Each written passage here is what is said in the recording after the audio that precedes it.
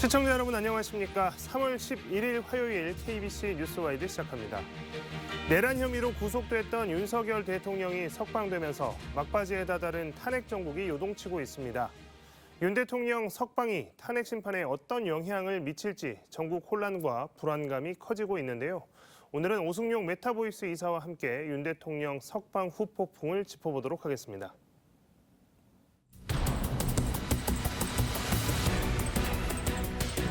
이번 구속 취소 결정은 국가기관이 절차적 흠결을 저지르면서까지 그 누구의 인권도 침해할 수 없다는 헌법적 가치를 확인해 준 것입니다. 일정한 의도에 따른 기획이 아닌가 하는 그런 의심을 갖지 않을 수가 없습니다. 결국 검찰이 이번 내란 사태의 주요 공범 중에 하나라는 사실을 은연중에 보여준 것이다.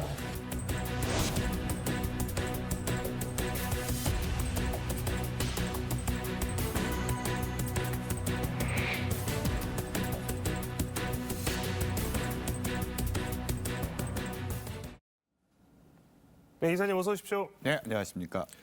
자, 지난 토요일 8일이었습니다. 윤석열 대통령이 내란 혐의로 구속된 지 52일 만에 석방이 됐는데요. 탄핵 심판 선고가 임박한 상황이었기 때문에 예상치 못한 구속 취소다 이런 평가들이 많습니다. 윤 대통령이 구치소를 나서면서 보인 모습 굉장히 좀 자신감에 찬 모습도 보였고 또 지지자들 향해서 또 이렇게 주먹을 쥐어보이는 모습도 있었고 굉장히 많은 회자가 또 되기도 했습니다. 그날 그 장면도 좀 어떻게 보셨는지 궁금합니다. 일단 다른 언론에서 많이 언급된 것처럼 지난 3년 전 대선 과정에서 보여줬던 여러 가지 퍼포먼스가 있지 않습니까? 그중에 어퍼컷 세레모니를 제외하고 보여줄 수 있는 건 다 보여줬다. 이런 얘기들을 하고 있는데요. 일단 즐길 수 있을 때 즐기는 것은 누가 뭐라고 할 수 없다. 다만 헌법재판소의 탄핵 선고가 임박한 상황이어서 지금의 어떤 기쁨이 계속 유지될 수 있을 것인가에 대해서는 많은 국민들께서 그렇게 보지 않는 분들이 더 많은 것 같습니다. 그리고 마치 이제 개선 장군처럼 그런 모습들을 보여줬는데 계엄령으로 인해서 많은 국가적 혼란을 야기한 당사자로서 비록 구속 취소로 구치소에서 나오게 됐지만 좀 자중하는 모습 그리고 국민들께 가장 먼저 죄송한 모습을 보이는 것이 도리일 것 같은데 저렇게 자신 있는 모습을 보이는 것도 조금 맞지 않는 모습이었다고 저는 생각합니다. 네. 자, 이번 법원의 구속 취소 판단에 대해서 매우 이례적이다라는 반응들이 많습니다. 기존의 다른 형사 사건들에 미치는 후폭풍도 상당할 것이다 이런 예상도 나오고 있는 상황인데요. 법원의 이런 판단의 배경 여러 가지가 있겠지만 그 중에서도 무엇이 좀 가장 핵심적인 이유였을까요? 판단을 내린 근거는 두 가지입니다. 첫 번째로는 구속 기간과 관련된 문제입니다. 그래서 이게 형사소송법상에도 이게 날 기준, 즉 구속 기간은 10일. 날을 기준으로 언급이 돼 있는 거고요. 체포의 경우는 48시간, 시간 기준으로 혼용되어 있었고 이런 부분들에 대한 교통정리의 필요성들이 일부에서 제기되긴 했지만 통상적으로 검찰은 날 기준으로 지금까지 수십 년 동안 큰 문제 없이 이게 관철이 되어 왔던 건데 이번에 이걸 이제 담당 판사가 문제 삼아서 구속 취소의 첫 번째 이유로 들었다라는 거죠. 즉 형사소송법상의 날과 시간의 혼재를 이번 기회에 좀 해소할 필요가 있다. 이런 것인데 그것이 왜 굳이 이번 기회에 해소해야 했는지에 대해서는 좀 의구심이 듭니다. 두 번째로는 많이 얘기가 됐습니다마는 공수처의 수사권과 관련된 문제.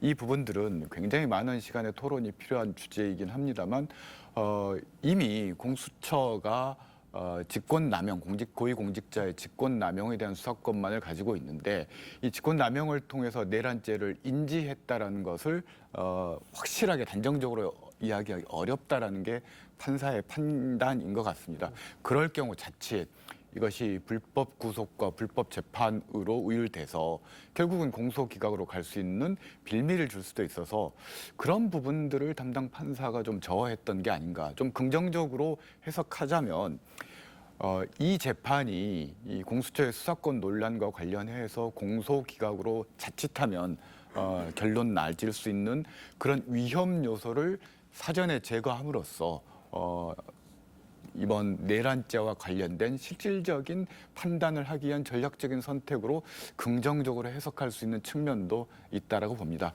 그와 동시에 담당 판사가 상급법원, 이제 대법원을 얘기를 하겠죠. 상급법원의 판단을 동시에 구했다라는 부분들이 있기 때문에 어찌됐건 이 사안이 탄핵 선고 이후에 상급법원 차원에서 이 부분에 대한 공수처 수사권 논란 그리고 입법 미비에 대한 어떤 치유 과정이 좀 필요할 것 같습니다. 네, 복잡한 문제들이 얽혀 있고 그리고 이제 이 공수처가 신설된 지 얼마 되지 않았기 때문에 발생할 수 있는 문제점들에 대해서 지금 여러 가지 이야기들이 앞으로도 오갈 것 같습니다. 자, 법원의 이례적 판단에 이은 검찰의 즉시 항고 포기도 논란입니다. 이게 오히려 더 논란이 되고 있는 부분이기도 한데요. 검찰 내부에서도 이 항고 포기의 근거를 묻는 반응들이 나오고 있습니다. 심우정 검찰총장이 밝힌 입장 듣고 와서 이야기 이어가도록 하겠습니다. 법원의 인신 구속에 관한 권한은 법원에 있다는 영장주의와 적법 절차의 원칙, 과잉 금지의 원칙에 위반하기 때문에 위헌이라는 명확한 판단이 있었고 그러한 위헌 판결의 취지를 따라서 즉시 항고하지 않은 것입니다. 적법 절차의 원칙에 따라서 소신껏 결정을 내린 것인데 그것이 사퇴 또는 탄핵의 사유가 된다고는 생각하지 않습니다. 네, 심우정 검찰총장의 이야기 듣고 왔습니다. 적법 절차 원칙에 따라서 결정했다. 그리고 소신껏 결정했다라고 말한 부분이 굉장히 인상적인데요.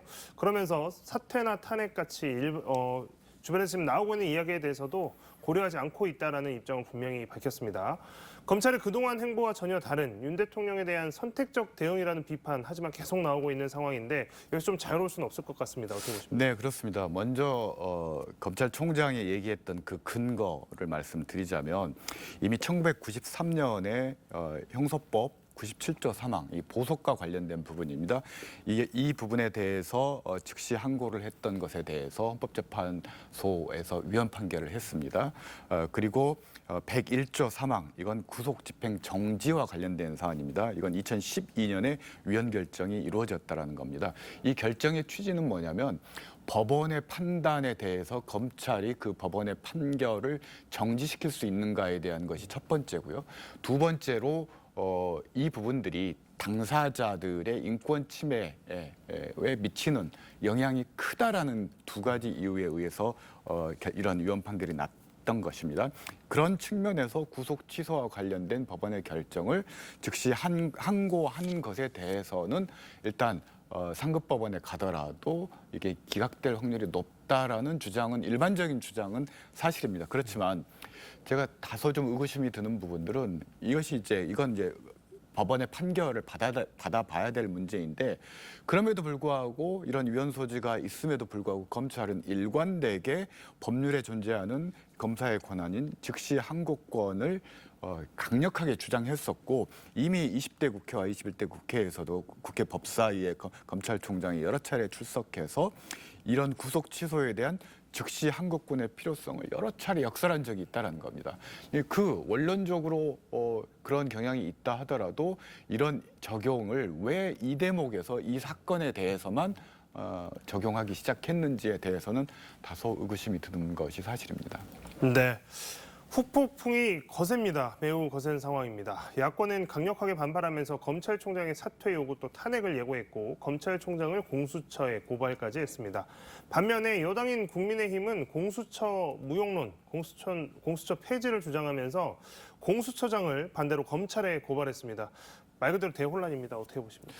일단 공수처는 야당의 경우는 검찰총장을 공수처에 고발하고 여당은 공수처장을 검찰에 고발하는 웃지 못할 상황. 두 국가기관이 서로 상대방을 수사하게 될 그럴 상황인데요. 그건 이제 법원에서 현명하게 판단할 거라고 봅니다. 그렇지만 이제 이 과정에서 한 가지 언급되지 않은 부분 중에 하나가 지금 이번에 이 근본적인 결정, 이 혼란의 출발점은 서울중앙지방법원의 이 판사의 판결에 의해 구속 취소 결정에 의해서 되고 있다는 거죠. 그런데 이 부분에 대해서 정작 야당도 여당도 언급하고 있지 않다라는 겁니다. 검찰과 관련된 부분들만 계속 얘기를 하고 있는데 왜냐하면 그 판단의 근거 중에 하나가 공수처의 수사권, 관할과 관련된 문제였다라는 겁니다. 이 문제를 논하기 시작하면 결국 공수처법, 패스트트랙을 통해서 통과시켰던 공수처법의 부실한 내용 그리고 범죄명으로 수사권을 지금 분리하고 있는 현행 공수처법의 어떤 문제점 이런 것들이 도출될 수밖에 없어서 야당이 그 책임의 진원지로 지목을 받을 수밖에 없는 그런 좀 불편함은 있는 것 같습니다. 어찌 됐건 누차 말씀드립니다만 이번 사태를 계기로 해서 이 공수처법과 공수처의 위상, 권한 이 부분들에 대해서 국회 차원에서의 재검토, 입법 보완 이런 작업들이 필요할 거라고 봅니다. 네. 자, 윤 대통령 구속 취소 결정을 한 지기현 중앙지법 판사는 이번 내란 사건 관련자 대부분의 재판을 담당하고 있습니다. 그래서 이번 판결이 더 주목된 부분도 있습니다. 그런데 구속 취소 이유를 밝히면서 이 공수처의 내란죄 수사권이 있는지에 대한 의문을 언급을 했습니다. 이게 지금 굉장히 중요한 문제가 될 수 있는 것이 이 공소 자체가 이제 이게 유지가 될 수 있는지에 대한 부분들이 있기 때문에 이 부분이 지금 굉장히 관심사로 또 떠오르고 있는데 앞서 세 차례 법원에서는 판단이 있었긴 하지만 정작 본재판에서 판단을 내려야 할 담당 판사가 이 책임을 좀 떠넘긴 거 아니냐라는 비판도 나오고 있습니다. 뭐 공소 기각의 가능성이라든지 아니면 이 본재판 담당해야 될 판사가 좀 책임을 떠넘긴 것에 대한 비판 이런 것들은 좀 어떻게 보십니까? 일단 상급법원의 판단을 구했다는 측면에서 본인의 책임, 부담을 좀 덜려고 했다는 것은 일정 부분 사실로 봐야 될 것 같고요. 그렇지만 저는 이걸 무조건 부정적으로 보지는 않는데 앞서 말씀드렸듯이 지금 윤석열 대통령에 대한 체포와 구금 그리고 기소와 관련해서 공수처가 수사권이 있느냐 없느냐 논란이 있고 자칫 이것이 다른 상급 법원이나 또는 위원 판결을 통해서 뒤집어질 경우 이 재판 자체가 공소 기각으로 기결될 수 있는 여지가 있기 때문에 사실은 이번 구속 취소 결정으로 이와 관련된 공소 기각의 가능성은 오히려 저는 줄어들었다라고 보는 입장입니다. 그래서 판사도 그런 공소 기각의 부담을 덜고 심지어 이제 최근에 김재규 사건에 대한 재심 결정까지 언급하면서 논란이 되는 부분들을 재판이 본격적으로 본안 검토 들어가기 전에 제거해야 된다라는 취지의 저는 결정이라고 봅니다. 그래서 저는 이 부분이 공소기각으로 갈 가능성보다는 이걸 제거함으로써 본안을 더 심도 있게 다루겠다라는 그런 전략적인 고려도 있다라고 저는 생각을 합니다.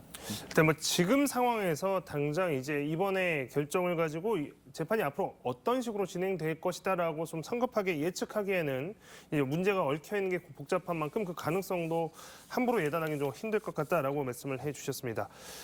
자, 그렇다면 지금 윤 대통령의 석방은 탄핵 심판에 또 어떤 영향을 미칠 것인가 이 부분이 또 굉장히 많은 관심사입니다. 이게 곰곰이 꼼꼼하게 따져보게 된다고 하면 알 수 있는 사실들도 있지만 사실은 이게 이제 어떤 정치적인 하나의 행위, 정치적인 여론의 이 형성이 이루어지면서 이게 지금 분위기에 휩쓸려가는 이런 모습도 보이고 있거든요. 당초에 헌법재판소의 윤 대통령 탄핵 심판 선고가 이번 주 중에 나올 것으로 예상이 됐습니다. 뭐 실제로 많이 예상이 됐지만 이제 헌법재판소에서는 언제 발표를 할 것이다라고 미리 이제 알려주게 되는데 그게 오늘까지는 지금 안 나온 상황입니다. 오늘까지도 선고 예고가 없는데 그렇다면 이제 사실상 다음 주로 넘어간 것 아니냐라는 예상도 유력하게 나오고 있고 그 이상 또 늦춰지지 않을까 하는 전망까지도 나오고 있는 상황입니다. 이번 구속 취소가 현재 선고 일정에도 영향을 준다라고 볼 수 있을까요? 아니면 좀 지나치게 없을까요? 아주 많은 영향을 준다고 보지는 않습니다. 제가 뭐 헌재 내부의 정확한 정보를 들을 수 없어서 단정적으로 말씀드리기는 어렵습니다. 그러나 아마 지금 여러 법률 전문가들의 말씀에 따르면 이번에 이제 공수처 수사권이 논란이 된다는 사실이 일단 확정이 됐지 않습니까? 그럴 경우 공수처 최근에 이제 검찰에서 헌법재판소로 이관된 수사 기록 중에 공수처가 윤석열 대통령을 수사한 기록 자료는 없습니다. 다행인지 불행인지 아무튼 윤석열 대통령을 수사한 기록은 없습니다. 그렇지만 공범들에 대한 수사 기록들은 포함되어 있다라는 거죠. 그렇다면 이 논란이 되는 사실관계를 정하는 데 있어서 헌재의 평의는 사실관계를 확정하고 나서 그 사실관계에 의거해서 이제 탄핵할 것인지 말 것인지에 대한 판단을 하게 되는데 이 공수처의 공범들에 대한 수사 자료가 일부 들어와 있을 경우 또 외부 탄핵 반대 쪽에서 문제 제기를 하고 국민적인 어떤 불신의 빌미를 줄 수 있기 때문에 그런 부분들을 제거해야 될 필요성은 좀 있는 것 같다. 그래서 그렇다고 이제 그게 저는 많은 한 달 가까운 긴 시간이 필요한 게 아니라 일주일이 채 걸리지 않을 거라고 보고요. 영향을 미치더라도 미세하게 미칠 것이다. 다만 저는 이번 서울중앙지방법원의 판결이 탄핵 선고의 근본적인 내용적인 측면에서는 영향을 미치지 않을 거라고 봅니다. 그렇게 보는 네 가지 근거를 제가 꼭 말씀을 드리고 싶은데 우선 이번에 국회 계엄군을 투입한 것 이건 분명히 헌법 제77조를 위반했다라는 거죠. 첫 번째 이유고요. 그리고 국회의 계엄 해제 요구권 행사를 저지하려고 시도했다라는 것은 사실관계가 명확합니다.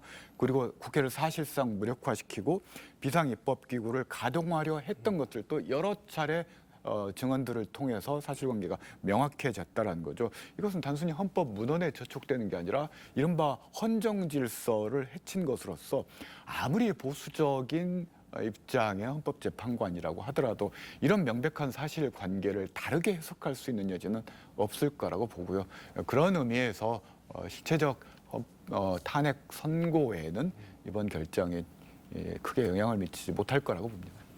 자, 이제 말씀을 해줬습니다만 아까 잠깐 말씀드리고 있었습니다만 일단 이 어쨌든 공수처에서 수사한 내용들이 탄핵 심판 중에도 활용이 됐다, 증거로나 이렇게 활용이 됐다라고 하면 이제 이런 부분에 대해서 다소 이제 문제가 좀 있을 수 있다라고 말씀을 해주셨는데 여당이 국민의힘에서는 이제 이런 부분들을 좀 많이 부각하려고 하는 상황이겠죠. 이런 가운데서 이제 국민의힘은 탄핵 심판 자체에 대해서도 문제를 제기하기 시작했습니다. 각하하거나 기각해야 한다라고 이야기를 하고 있는데 실제로 이제 여당이 정치적인 스탠스를 갖고 그런 주장을 하는 것과 그렇게 실제로 될 수 있는 가능성은 좀 다른 부분일 텐데 지금 국민의힘이 주장하고 있는 이런 부분들이 어느 정도 설득력이 있거나 실제로 헌법재판관들에게 영향을 좀 줄 수 있는 수준의 문제 제기라고 보십니까? 일단 저는 기각의 가능성은 가장 낮다고 봅니다. 왜냐하면 방금 제가 세 가지 이유를 들어서 말씀드렸듯이 아무리 보수적인 성향의 헌법재판관이라 하더라도 명백하게 이 헌법을 위반한 사항들 사실관계가 이건 거의 확정됐다라고 볼 수 있는 건데 이것과 다른 해석을 하기는 어렵다. 그래서 국민의힘 측에서도 최근에는 기각 얘기를 잘 안 합니다. 각하 이야기를 많이 한다라는 거죠. 이 각하의 논리는 이런 겁니다. 이번 윤석열 대통령에 대한 탄핵의 핵심은 내란죄였는데 국회에서 탄핵 의결할 당시에는 내란죄가 핵심적인 내용으로 들어가 있었는데 정작 탄핵 심판에서는 내란죄를 뺐지 않느냐. 이건 절차상의 큰 흠결이 탄핵 소추안 자체가 이미 무너진 거기 때문에 각하에서 다시 국회로 되돌려야 된다라는 취지의 논리라는 거죠. 그래서 아마 이런 부분들을 집중적으로 부각시키면서 상대적으로 기각보다 가능성이 높다고 국민의힘 쪽에서 생각하는 각하 쪽에 계속 포인트를 두고 그 부분들을 권성동 원내대표도 계속 강조를 하고 있는 것 같습니다. 근데 제 개인적으로는 이 각하 가능성도 그렇게 높아 보이지는 않습니다. 네. 자, 윤 대통령이 이제 복귀를 했습니다. 석방이 됐고 관저로 복귀를 했는데 이제 복귀를 하자마자 이제 관저 정치에 대한 또 논란이 일고 있습니다. 지난주 윤 대통령이 구속 중이던 상황에서도 향후에 탄핵 인용으로 대통령직에서 파면이 되더라도 옥중 정치나 유훈 정치를 이어가는 것 아니냐라는 우려, 또 반대편에서는 그런 기대 정도를 했을 텐데요. 이게 실제로 이제 석방이 되고 이제 인신이 좀 자유로워진 상황에서 이제 많은 사람들이 실제로 만나고 또 메시지를 편하게 낼 수 있고 이제 이런 상황이 되다 보니까 어떻게 흘러갈지 국민의힘에서도 굉장히 이 부분에 대해서는 서로 계산법을 달리하고 있을 것 같습니다. 일단 기본적으로 좀 어떻게 움직여갈까요? 아마 이른바 쌍권이라고 하는 권성동, 권영세 이 두 분이 윤석열 대통령이 구속 취소로 나왔지 않습니까? 석방이 됐지 않습니까? 가장 놀랬다라고 하는 글이다. 그만큼 당황스러웠다라는 건데 그렇게 생각하는 이유 중에 하나는 이제 윤석열 대통령이 겉으로는 이제 탄핵 겸허하게 헌법재판소의 탄핵 선고를 기다리겠다고 했지만 이미 언론을 통해서 나오는 얘기들을 보면은 대통령실 고위 관계자가 누구겠습니까? 비서실장 아니겠습니까? 비서실장 입을 통해서 공수처에 대한 수사, 더불어민주당 의원들에 대한 의원들의 내란몰이에 대한 엄단 그리고 공수처 해체, 헌법재판소는 이 현명한 결정을 촉구하는 사실 압박을 하고 있다는 거죠. 이런 메시지들이 계속 나온다는 겁니다. 이것이 전체적으로 헌법재판소의 탄핵 결정에 그렇게 긍정적으로 작용하지 않는다라는 거고, 일단 석방이 됐기 때문에 만약에 이제 지금부터 이제 가정 상황인데요. 만약에 헌법재판소에서 탄핵이 인용돼서 조기 대선 국면에 가게 되면 윤석열 이제 전 대통령이 되는 거죠. 인신 구속으로 가지 않는다라는 겁니다. 여전히 자연인 상태에서 조기 대선에 임하면서 계속적으로 선거 구도의 주인공이 된다라는 겁니다. 첫 번째로는 국민의힘의 대선 후보 선출 과정에서 이제 윤석열의 한마디 한마디에 의해서 후보가 영향을 받게 된다라는 거죠. 두 번째로는 이번 선거 구도를 이재명이냐 이재명이 아니냐의 구도에서 이제 탄핵 찬성이냐 반대냐의 구도, 이재명이냐 이재명이 아니냐로 갈 경우 박빙 구도이지 않습니까? 근데 탄핵 찬성이냐 반대냐의 구도는 최소 6대4의 구도라는 겁니다. 그런 측면에서 국민의힘 입장에서는 굉장히 이런 부분들이 뭐 겉으로는 웃지만 속으로는 아마 울고 있을지도 모르겠다. 민주당 입장에서는 우선 이런 법원의 결정이 당황스럽긴 하겠지만 정작 조기 대선 국면에서 윤석열의 등장, 존재가 결코 민주당에 불리할 것 같지는 않다. 그런 의미에서 화장실에서 웃고 있을 수도 있다라고 봅니다. 이게 이제 그 윤석열 대통령이 나오는 것이 이제 만약에 탄핵이 인용이 되고 조기 대선 국면으로 가게 됐을 때 이제 뭔가 여당과 야당 간에 서로 생각하는 셈법의 차이, 그다음에 유불리의 차이는 있겠습니다만 사회 전체적인 혼란으로 본다면 또 다른 방식에서 좀 바라보게 되는 것이 윤석열 대통령이 실제로 이렇게 이제 인신이 구속되지 않은 상태에서 이제 활동들을 해 나가면서 실제로 지금 많은 사회적 혼란이 되고 있는 것들 중에 하나가 어떤 뭐 보수 진영의 극단적인 내용을 이야기하는 유튜버들이라든가 아니면 아스팔트 위에서 집회에 나와 있는 사람들, 뭐 여기 그동안 뭐 광화문파, 여의도파 뭐 또 나뉘어져가지고 새 다툼도 하고 했었는데요. 또 이런 세력들과의 결합이나 이런 세력들을 통한 어떤 메시지 전달이나 어떤 행동의 전달들, 뭐 이제 이런 것들에 대한 우려는 더 커질 수밖에 없는 상황 아닐까 싶습니다. 일단 사회적 분열, 저 분열이라고 표현을 하고 싶은데요. 이번 탄핵과 관련해서 가장 지금 걱정되고 치명적인 게 우리 사회의 분열, 정치적 갈등을 최고점으로 만들어놨다라는 거죠. 거의 심리적인 내전 상태까지 도달했다라고 평가하는 분들도 있는데 이런 부분들은 굉장히 우려스러운 상황이고 대선 이후에도 치유의 과정이 결코 쉽지 않을 거라는 그런 첫 번째 우려라는 거고요.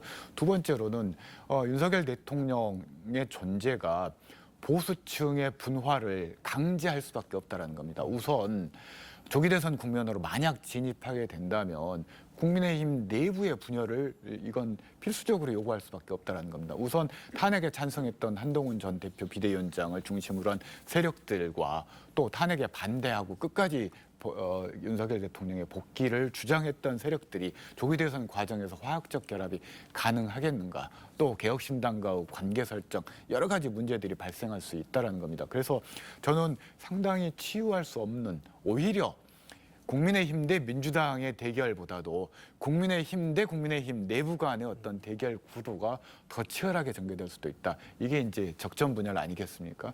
여러 가지로 보수 내부에서도 우려할 만한 상황이 더 도래했다라고 저는 보고 있습니다. 국민의힘 이야기를 말씀을 많이 해주셨는데 이 부분과 관련해서 좀 더 이야기를 해보겠습니다. 이 탄핵 심판 선고가 다가오면서 이제 조기 대선 체제로 넘어가던 정치권 분위기가 일단 좀 멈춘 분위기가 돼버렸고, 지적하셨던 대로 그렇다면 이 국민의힘의 속내는 정말 복잡해질 수밖에 없을 것 같습니다. 더더군다나 민주당 같은 경우에는 뭔가 이재명 1강 체제로 그냥 쭉 조기 대선까지 가는 분위기였다가 이 국민의힘 같은 경우에는 잠룡들이 여러 언급이 됐던 상황이거든요. 그렇기 때문에 이 대통령 석방에 대해서 다들 환영은 하고 있지만 계산들을 지금 서로 다 다르게 하고 있을 텐데, 실제로 이 그 여권에 있는 뭐 오늘 기사를 보니까 김문수 장관 같은 경우에는 뭐 조기 대선과 또 거리를 두는 발언을 또 해서 뭐 신문에 뭐 나기도 했습니다만, 여권 안에서 좀 어떤 식의 눈치 보기나 어떤 식의 지금 대선 주자로 불리는 사람들은 어떤 식의 행보들을 좀 이어갈까요? 좀 상상이 잘 안 되긴 합니다. 일단 민주당과 관련해서 짧게 말씀드리면은 김영록 지사의 어떤 관계자분께서 김영록 지사의 존재도 꼭 좀 언급해달라. 뭐 이재명 대표의 존재감이 워낙 크긴 하지만 지역에선 그래도 좀 언급을 해달라라는 개인적인 부탁이 있어서 부탁을 들어드렸고요. 국민의힘은 뭐 첫째도 윤석열, 둘째도 윤석열일 수밖에 없다라는 겁니다. 윤석열을 넘어서서 지금 조기 대선과 관련해서 어떤 후보의 길을 후보 선출을 이야기할 수 없는 구조가 돼버렸다는 거죠. 그리고 제가 지난 시간에도 말씀드렸습니다만 당 바깥에는 이른바 쌍전이라고 할 수 있는 2명의 전시들에 의해서 끊임없이 국민의힘의 어떤 강경화, 극우화를 어떤 촉구하는 의제를 설정해서 끌고 가려고 하는 그런 세력들도 존재한다라고 할 수 있다라는 거죠. 결국 국민의힘의 극우화가 조기 대선 과정에서 더 가속화될 수밖에 없고, 그럴 경우 국민의힘 후보는 가장 경쟁력이 약한 후보가 후보로 선출될 가능성이 점점 높아질 수밖에 없다는 거죠. 당장 한동훈 전 대표 비대위원장이 중도 확장성이 국민의힘 후보군 중에서는 가장 양호하다고 할 수 있지만 후보가 과연 이 상황에서 될 수 있겠습니까? 이런 점에서 저는 국민의힘이 상당히 진퇴양난 국면에 빠져들었다. 그런 측면에서 이번 판사의 결정이 혹시 이런 큰 그림이 있었던 건 아닌가라는 그런 의심 아닌 의심도 해봅니다. 네. 자, 계파 갈등이 재점화되는 것 같았던 더불어민주당입니다. 그런데 윤석열 대통령 석방이라는 초대형 변수가 나타나면서 이거 지금 뭐 그런 거 따질 때가 아니죠. 다시 단일 대우로 뭉치고 있습니다. 지금 뭐 단체 행동에도 들어갔고, 그리고 굉장히 일사불란하게 대응하는 모습을 보이고 있는데, 비상 상황에 지난 주말부터는 매일 의원총회를 열고 있습니다. 오늘부터는 광화문에서 천만 투쟁에 돌입한다고 하는데 민주당은 정말 상황이 긴박하게 됐습니다. 지금 당장 뭐 계산을 따질 상황은 아니죠. 지금까지는 다소 탄핵에 좀 느긋한 입장이었던 것 같습니다. 낙관했던 측면도 솔직히 있었고요. 그렇지만 이번 중앙지법 그 결정 이후에 이렇게 낙관하고 있다가 넋놓고 있다가 자칫 또 다른 돌발 상황이 발생할 수 있다라는 그런 측면들이 많이 작용을 한 것 같고요. 그래서 검찰총장 탄핵과 최상목 권한 대행에 대한 탄핵 얘기까지 계속 나오고 있는데, 아마도 조만간 이게 실행될 가능성이 크다. 그리고 광화문을 통해서 장외로 나갔다는 것은 다시 이야기하면 탄핵 찬성 여론들을 다시 좀 결집시키고 분위기를 환기시키고자 하는 그런 의도들은 분명히 있다. 민주당 차원에서는 이걸 헌재를 압박하려는 건 아니다라고 얘기는 합니다만 결과적으로 압박이 안 되겠습니까? 그런 측면에서 헌법재판소가 조기에 탄핵 선고를 할 수 있는 여러 가지 조건들과 분위기들을 만들어주고 있는 측면은 있는 것 같습니다. 네. 자, 오늘 많은 이야기 나눴습니다. 지금까지 오승용 메타보이스 이사였습니다. 이사님 오늘 나와주셔서 고맙습니다. 네, 감사합니다.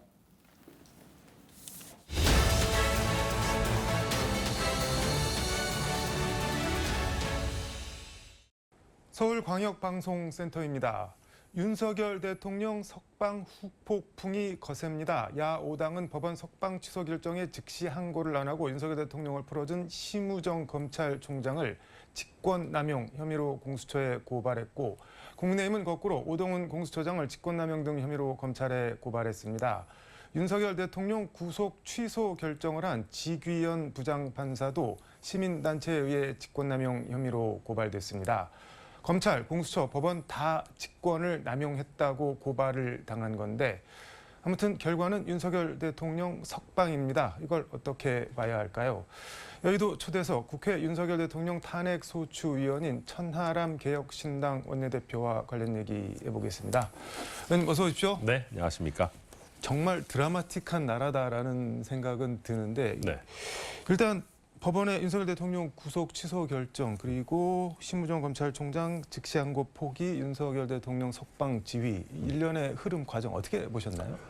일단 윤석열 대통령이 석방된 것 자체에서 불안감을 느끼는 국민들이 많으시고, 저도 법원의 판결도 이례적이고 네. 또 즉시항고를 하지 않은 검찰의 결정도 다소 이례적이라고 생각을 합니다. 네. 그래서 특히 석방되는 결과도 사실 좀 납득하기는 어렵고요. 네. 그런데 저는 이게 궁극적으로 꼭 나쁜 일일까 하는 생각은 합니다. 어떤 점에서요? 무슨 말이냐면 네.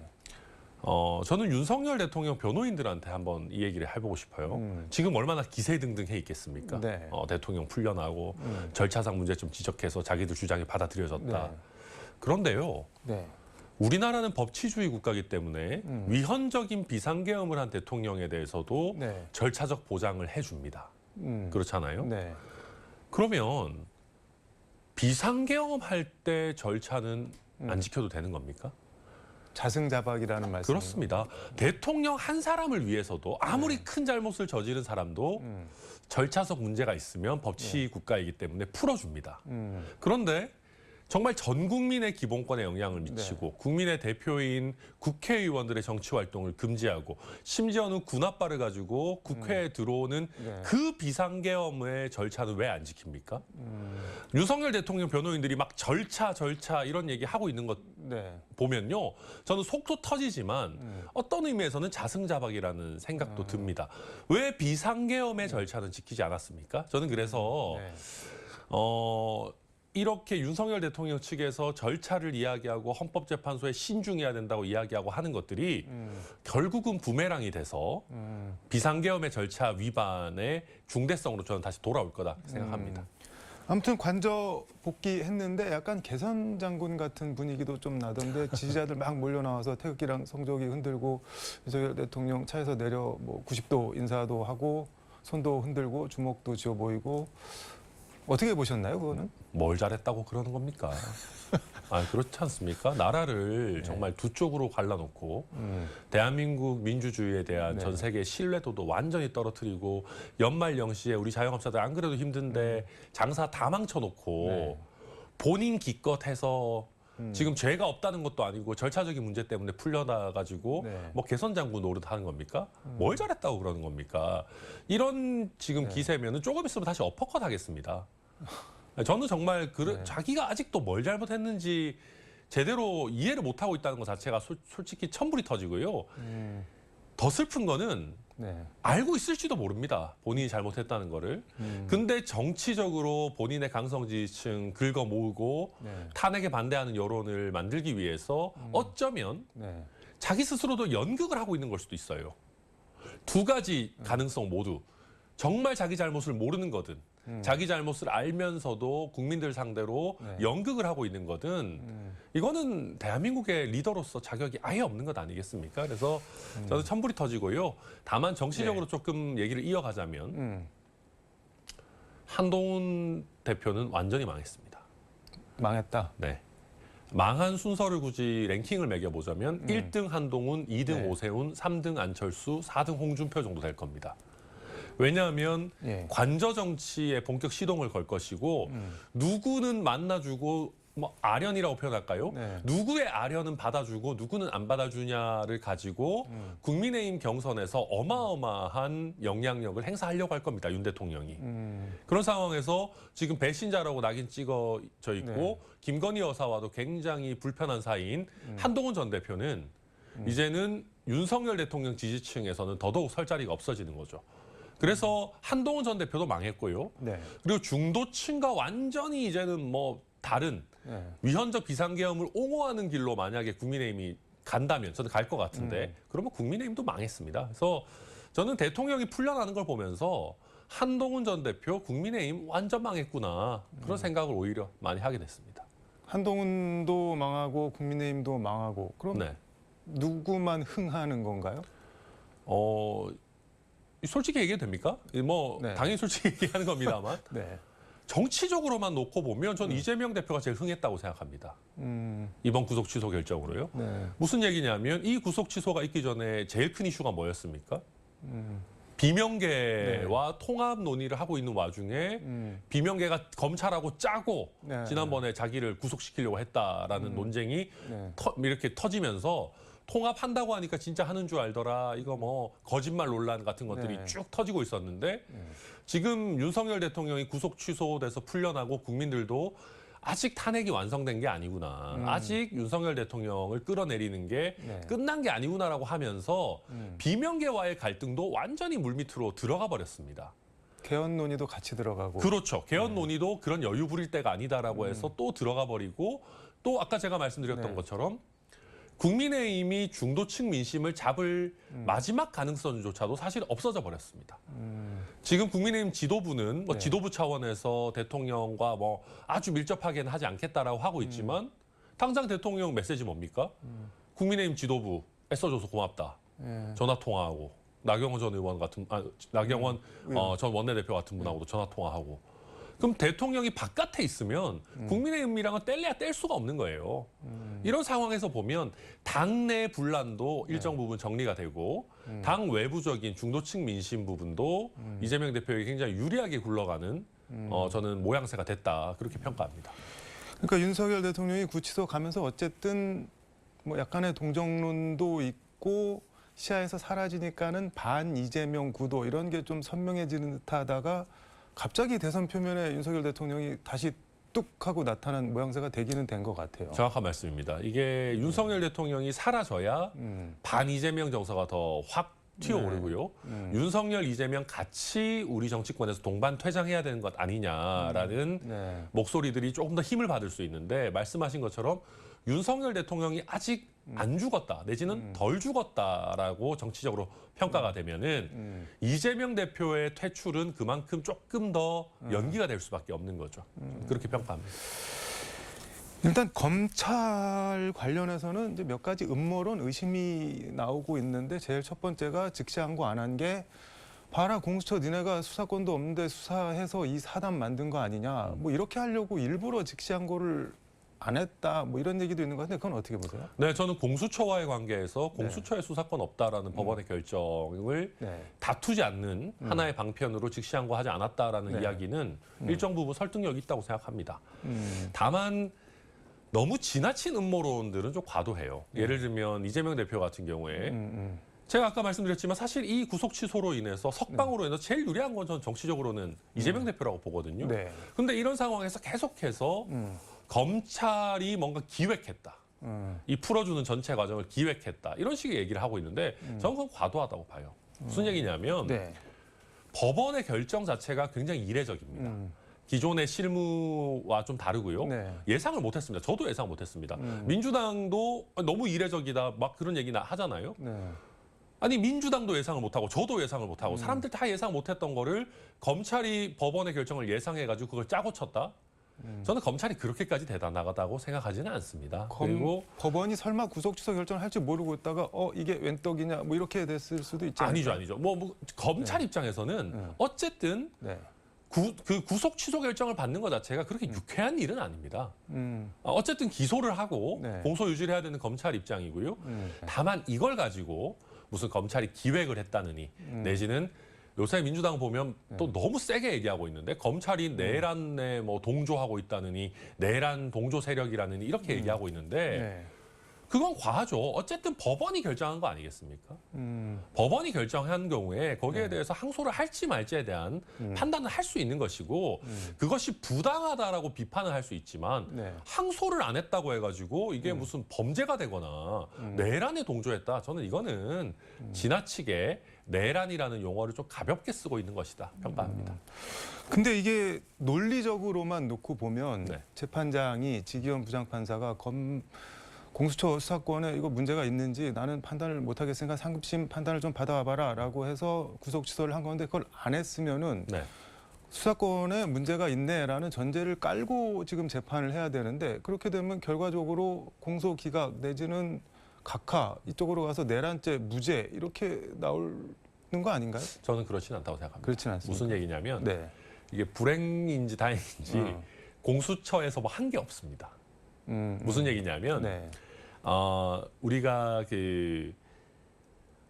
공수처에서 뭔가를 많이 했다면 공수처의 인신 구속이 위법하다, 불법이다라고 하게 되면 그 과정에서 취득한 증거들이 다 못 쓰게 됩니다. 증거 능력이 부인이 됩니다.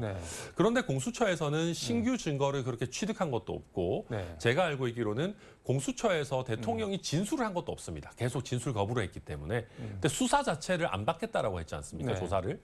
그렇기 때문에 공수처에서 문제가 있는 거는 구금을 해놨다라는 것밖에 없습니다.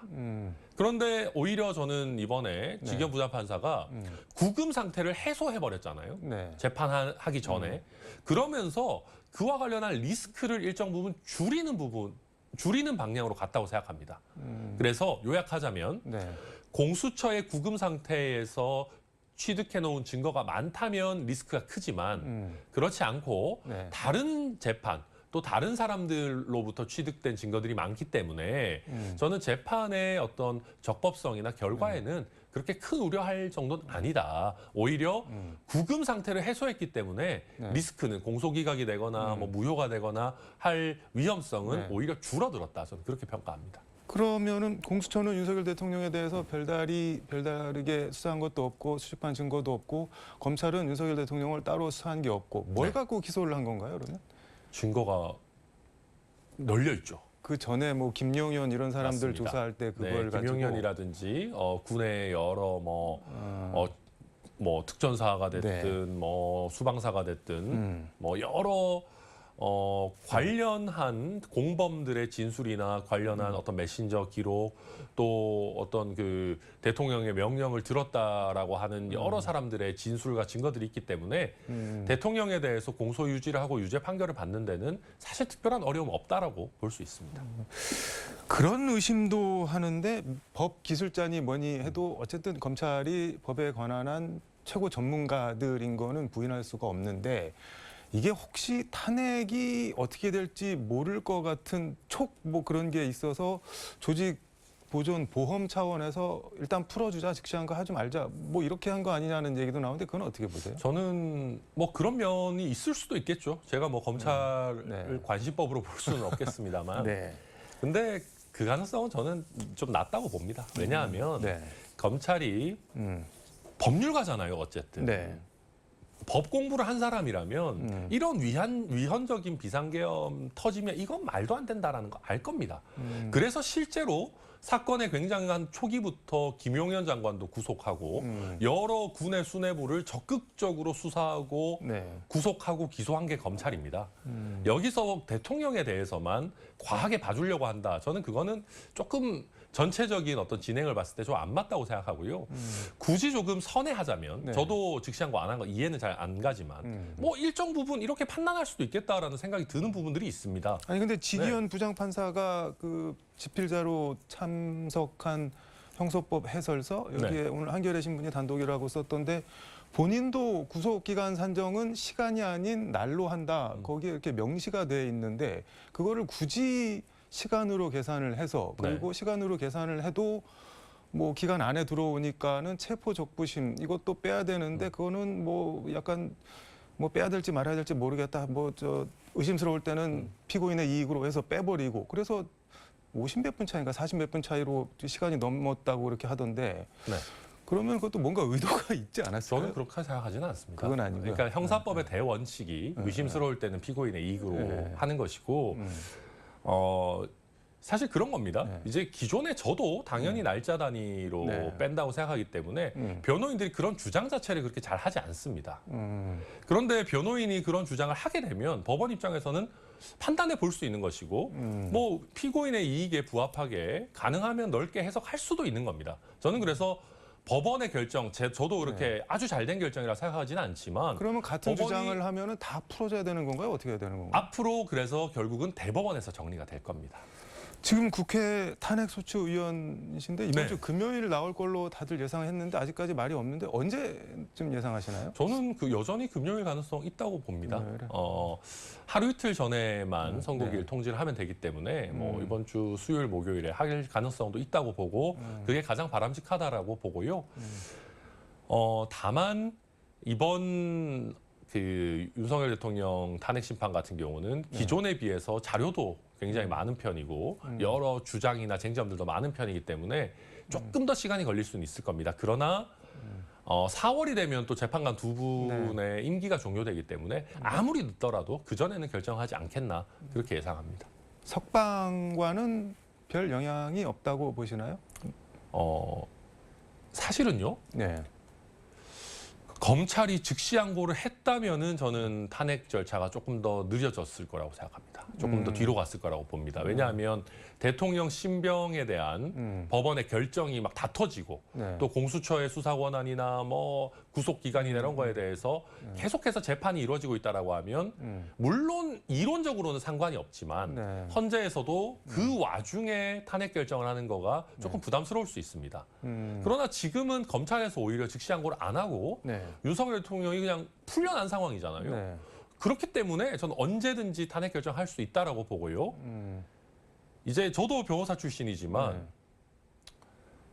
저도 그렇거든요. 제 이제 의뢰인이 만약에 피고인이 네. 풀려난다.